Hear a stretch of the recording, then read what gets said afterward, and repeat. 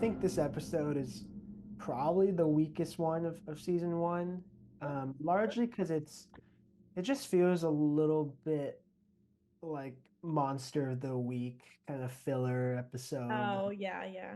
that doesn't focus as much on the overarching plot of Omni-Man. Hmm. It's still fun, and obviously we'll see the some of the events in this episode, play out in other episodes, including the next one. Hmm. But I remember when it came out, I was like, okay, this episode is like they slow down a little bit. Um, but there's still a lot of good stuff here and a lot of important, I think, just character development for Mark and his Yeah. relationship with Amber. Yeah. No, I totally get where you're coming from. Looking at IMDb, it has the lowest rating of the season with a 7.6 out of 10. And then the one right above that one is episode 4, Neil Armstrong, Eat Your Heart Out with a 7.7. So, Oh, okay. and I feel like both of those episodes like feel like filler kind of episodes. That still cover like important ground, but it's just they're a Yeah. little less than all the other episodes. Yeah. I mean, I think it's just the main plot in this one with them going to Upstate University and Yeah. fighting Sinclair. Like, it's fun, but it's not as captivating as like anything with Debbie and Art in this episode.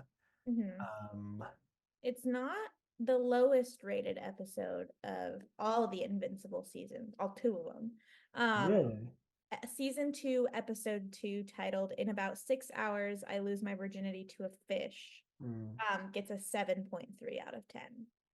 Wow. I don't agree with that at all.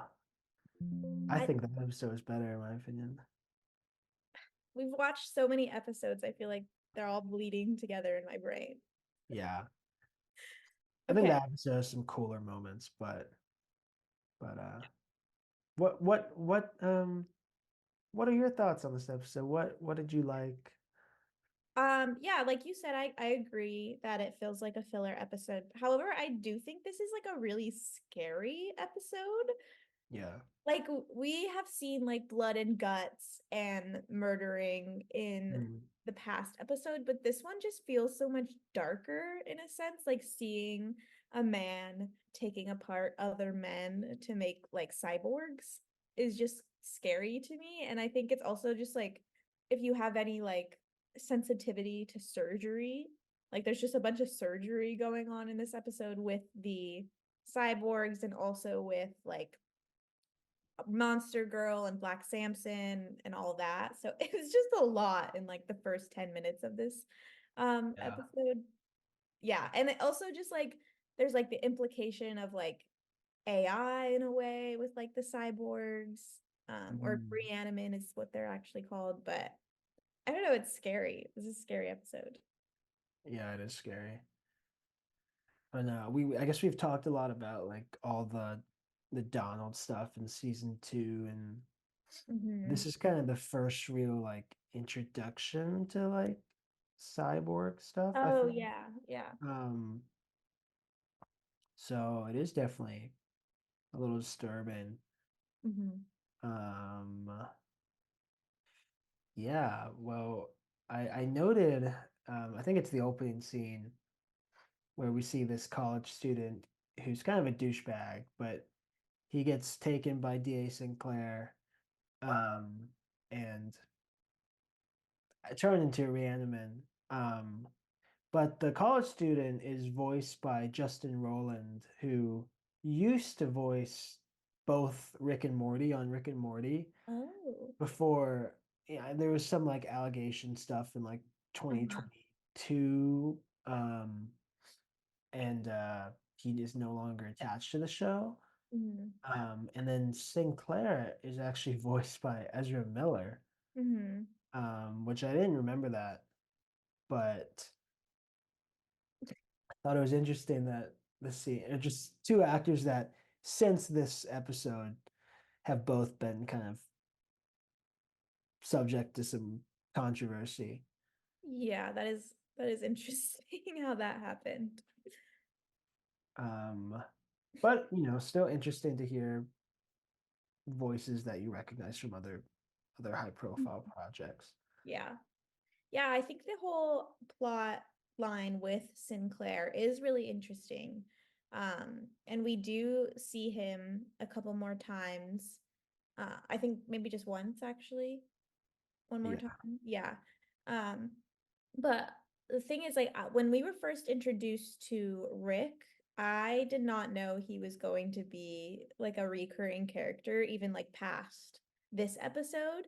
But then yeah, we see him like maybe one more time in this season, and then we see him again season two. Or actually, we don't see him again in this season, but I don't know. I didn't think he was going to be a recurring character, but I know. I feel like we talked about that whenever the season 2 episode with him, like he comes back, because yeah, he's kind of a random character to like stick with. But I don't know like how much more we do see of him past season 2. What yeah. will happen? Um, Maybe he only exists to like kind of serve Donald's storyline, really. Yeah. Well, like, Um, and I have high hopes for him and William's relationship because I do like William and I hope William stays in Mark's life because I mhm, feel like he's just like a good friend to have. Like you always need that friend that doesn't have superpowers. yeah, Let's see. Who is Rick voiced by? I think but it's not the girlfriend that doesn't have superpowers. yeah, that's different. Who is Rick voiced by? He is yep, Jonathan Groff, who I was gonna say, I thought. Oh, really? But yeah, I didn't want to be wrong. That's Which a the because big, I big don't name. typically connect like Jonathan Groff with the kind of character that Rick is. But I know it's kind of an oddly big name for such a hmm small I wonder, actor. I wonder because this show is so big, if like people approach the like creators and they're like, "Hey, I just want to like be on an episode of this show." True. Yeah, I could Like see that. they're able to get away with a lot of like casting a lot of big names in smaller roles because it's just such like a respected show and also like they don't have to take too much time out of their week to record it. Yeah, I suppose. I mean, I'm interested to see as it goes on, like what other actors, make these guest appearances. Mhm. Um, Bree and I are available in general. Avail LA, Avail New York. Just putting it out there. Avail record from our own houses. Yeah, I mean, That would be uh, so I cool. suppose that random YouTube commenter that shat on my mic quality wouldn't agree, but Hey, well, your mic sounds great today. oh, thank you. Who would you, what would you want to voice? Who would you want to voice? I'm fine with anything, Yeah, really. I could be a passer buyer.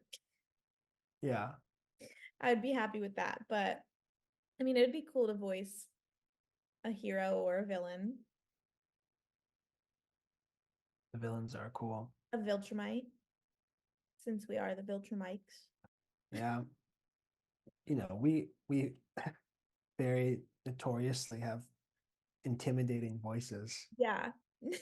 Um, People hear us talk and That's what would make us interesting though. We would be so unsuspecting. Like DA Sinclair, that's an evil voice.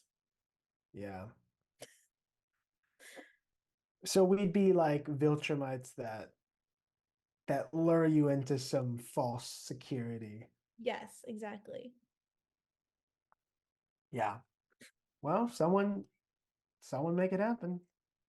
Oh, Obama, help us out. Obama, if you're listening, we know you're listening. Yeah, he is. Um, but yeah, I mean, What oh yeah, you ask. what did you think of their little university visit? Not little, a lot happened, but Um,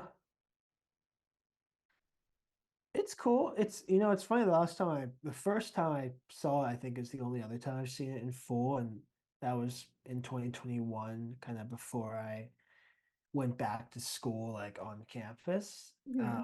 And obviously now I've been out of school for almost a year, so slightly weird in that sense.